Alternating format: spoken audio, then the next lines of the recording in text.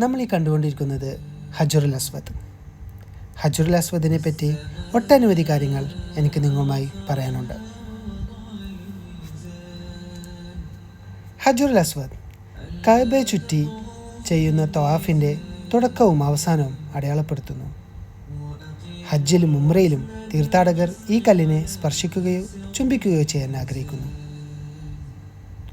പ്രവാചകൻ മുഹമ്മദ് നബി സല്ലല്ലാഹു അലൈഹി വസല്ലം തൻ്റെ ജീവിതകാലത്ത് പലവട്ടം ഹജറുൽ അസ്വദ് ചുംബിച്ചതായി ഹദീസിൽ പരാമർശിക്കുന്നുണ്ട്. എന്നാൽ തിരക്കേറിയപ്പോൾ തീർത്ഥാടകർക്ക് കൈ ഉയർത്തി ബിസ്മില്ലാഹി അല്ലാഹു അക്ബർ എന്ന് പറഞ്ഞാൽ മതിയെന്ന് നബി നമ്മളെ പഠിപ്പിച്ചിരിക്കുന്നു. ഹജറുൽ അസ്വദ് മുസ്ലിങ്ങളുടെ ഐക്യത്തിൻ്റെയും സമർപ്പണത്തിൻ്റെയും പ്രതീകമാണ്.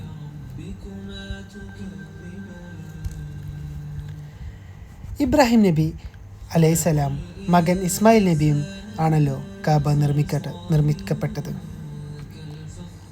അള്ളാഹുവിൻ്റെ നിർദ്ദേശപ്രകാരം ഹജറുൽ അസ്വദ് കഅബയുടെ കിഴക്കേ മൂലയിലാണ് സ്ഥാപിച്ചത്.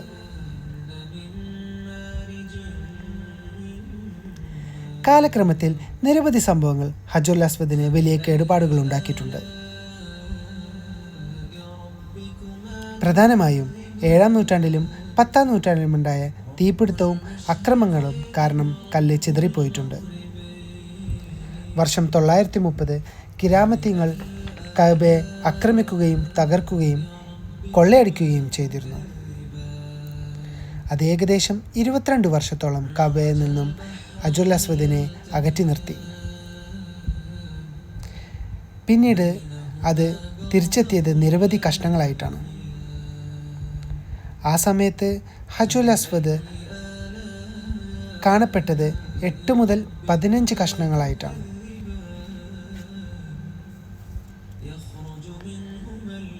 ഹജറുൽ അസ്വദിൻ്റെ ഒരു കഷ്ണം തുർക്കി മ്യൂസിയത്തിലുണ്ട് കേട്ടോ. ഇസ്തംബുളിലെ ടൊക്കാപ്പി പാലസ് മ്യൂസിയത്തിലാണ് സ്ഥിതി ചെയ്യുന്നത്. കല്ലിൻ്റെ പല ഭാഗങ്ങൾ ഇന്നില്ലാതായി. നമുക്ക് കാണാൻ കഴിയുന്നത് 7 മുതൽ 8 വരെയുള്ള പ്രധാന ഭാഗങ്ങളാണ്.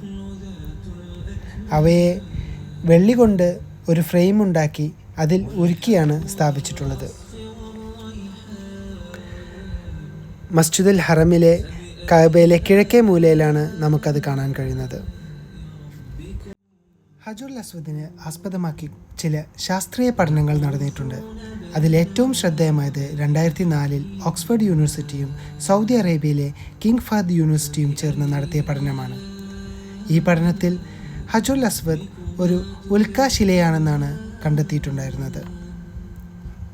എന്നിരുന്നാലും നബി നമ്മെ പഠിപ്പിച്ചത് നമ്മുടെ പാപങ്ങൾ മായ്ച്ചു കളയുകയും അന്ത്യനാളിൽ സാക്ഷിയാവുകയും ചെയ്യുമെന്നാണ്.